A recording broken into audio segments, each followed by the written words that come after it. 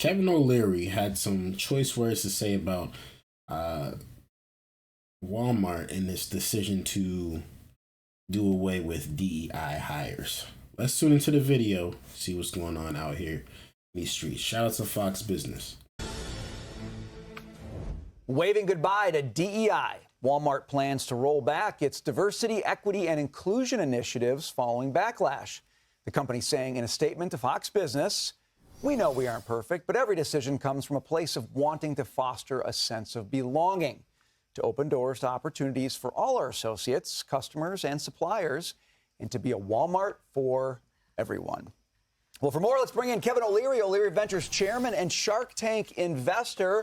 Okay, that's Walmart's statement. They're rolling back DEI. I guess my question is, when America's biggest employer does this mean that we are done with DEI and moving? I'm going to give you my acronym: results, excellence, and merit. REM. I'm a fan of the band. I'm a fan of the idea. What do you think about that? Corporate America got lost, and then it took a huge lesson down from Anheuser-Busch on Bud Light. We teach that in business schools now. A complete combination of idiot management and the inability to read the room. And America's clearly decided on this issue. And for the boardroom not to be sensitive and understand what's going on out there, they get punished at the store level. Target's a great example. Wow, when they got in that whole gender identity stuff, they got slaughtered. And they still haven't come back. What mother wants to take their kids there and get into gender identity on underwear? They never really said sorry. It doesn't matter. The market did it for them. Sure. It crushed them. And I think they should get the whacking stick out. If I were on that board, I'd find out who put that policy in place, and a whacking and a hacking. You got to start punishing stupidity at the management level. That is how you solve for this. That's how we used to do it 20, 30 years ago. So Walmart's getting out ahead of that and saying, we don't want that. Thank you very much. We're going to do the statement. We're going to get out of this, and we want to avoid the punishment, basically. Yeah, but I mean, the customer is always right, always decides, and you have to read the customer. The mother, the father that brings their kids into that store to buy toys and is faced with all this, what crapola? Like, it doesn't make any sense. And they pay a horrible price for it, and I think it's great. And that Anheuser-Busch case, that's such a great case to teach managers in business schools. I gotta be honest with you, man. DEI, to me, it just came out in 2024. This is the first time I've ever heard of DEI in my entire life. Going to work, going to school, doing what I had to do. I am 29 years old. I have never heard of DEI until 2024. And I have always been able to get a job. Always been able to network with other people and capitalize on opportunities. This DEI nonsense that is going on, bro, I don't understand it. I don't get it, honestly. Because what is it for? What is the real concept of DEI? Is it really for everybody, or is it against a certain group of people? Break it down, real talk. Break it down and really study what DEI is. Because can you be DEI in a all Asian business or an all women's business? Or if that's the type of business you want to run, you should be allowed to run it the way you want to run it. It's your business. Am I not? Can y'all help me out if I'm talking lies? It's your business. If you choose to run your business as a DEI business, then cool. But if you choose to run your business as an all-woman business, it's your business. It's your business. So I don't really understand why it's a thing. I think if you want your business to be successful, you should have the best people doing the job. It don't matter what color they are. It don't matter what gender they are. As long as they can get the job done, that's all that matters. Let's continue. Because they are a lot of them are thinking, oh, gee, that's the right thing to do. You look at the numbers. No beer company in history has been slaughtered that hard. Right. Right from the beer cans being shot off. We call it a teachable moment. But while you're here, I want to bring up the magic word of the day, the $1,000 word, tariffs. Okay, so tariffs, another good word for it is negotiations. Everybody knows this is chapter 3 in Trump's book. I mean, everybody is freaking out on this thing. I keep saying, go read his book. I mean, this stuff, he's getting out there now. Everybody's awake. He woke him up at 2 in the morning with one post. Every world leader's going, sure what? What? So there'll be no tariffs on Canada. That's very hard to implement. But the challenge with the Canadian situation is different than the Mexican. Trudeau is a really unpopular leader, and in the parliamentary system, he'll be getting whacked soon.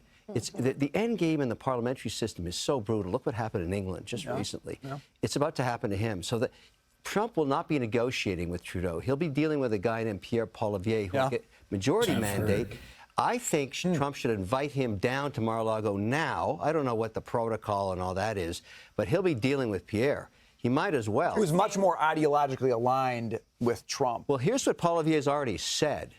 I'm going to lift the ban on pipelines. I'm going to kill the carbon tax to be competitive with Texas, and I'm going to open all kinds of investment in Canada. That's Trump's kind of guy. So I know he talked to Trudeau last night, but Trudeau is checking out of Dodge very soon. Okay. I want to talk. I heard the same thing about the politics in Canada. I actually did a video on this. Y'all will probably see it soon, or if it's probably been posted before this video. But yeah, Canada politics is actually going pretty crazy right now too. They got some very entertaining stuff being said over there about their borders, about their economy, about what the people are talking about, what they want to vote for, and conservative stuff over there and liberal stuff over there also. It's kind of everywhere. So it's very interesting to see who is actually going to come out on top over there, because I'm not in Canada. I can't tell what Canada's sentiment really is. I'm in the United States of America, and I knew from what I saw who was going to win this one this year. But I gotta read Trump's book. I'm actually going to read Trump's book and see what he's talking about. I'm very interested to see now. But let's finish this off, man.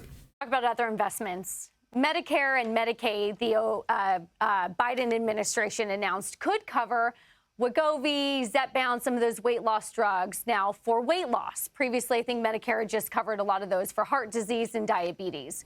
You're our health snacks guy. You're our Make America Healthy Again guy, right? So if this is now covered additionally, does that change the way you think about the sector, the way you invest in the sector? If we are now sort of permanently thinking weight loss drugs is now being expanded by what's covered for insurance? I would not put this drug into that program at all. It's way too early. Way too early.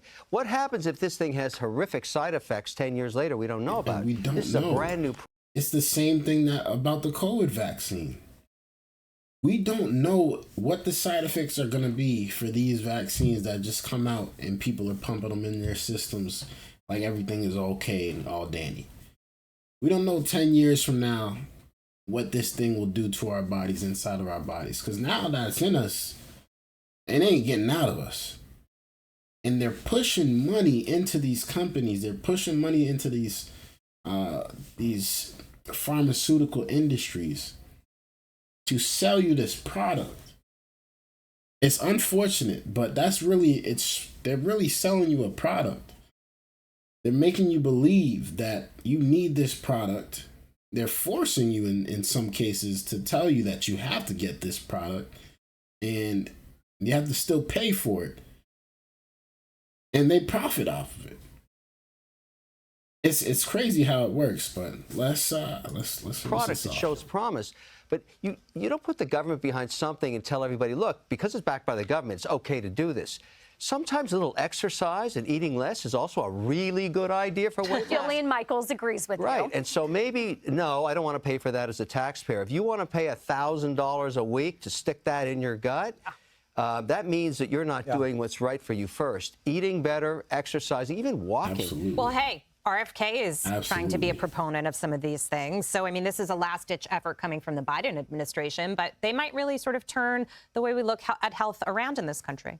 I'm an advocate for Kennedy, and I met him right in this green room. How about You 50 that? feet said from here. that. I keep talking about that. I thought he was nuts before then. Then I talked to him for a few minutes. Very He pragmatic. thought you were nuts too, but after he talked to you, he thought you were great. So I mean, It just shows you got to meet the man. I mean, I think he may have a hard time getting through confirmation, but his ideas make sense to me. Yeah. And I think a lot of America, the more they listen to him, are going to say, okay, maybe in the vaccine thing that's controversial, but the food thing, he's right. Stop Totally. eating crap. Yeah. It's a very simple message. Hear that? Stop eating crap, Brian. I eat just. I mean, that's kind of obvious. People don't want to hear it.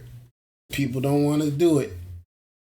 Go to the gym, walk a lot more often, eat more healthier, eat vegetables, eat fruits instead of snacks, instead of fast food. You'll lose some weight. It's kind of that simple. It's never been hard. It's not, the only thing that is hard about it is having a mindset to do it. But instead, they'll sell you a product that makes you want to inject something into your system and give you a quick route to this, no doubt, long-term success. It's not going to work if you're still going to go back, especially when you have to get off of this stuff. If it's not going to work, you're just going to gain the weight right back.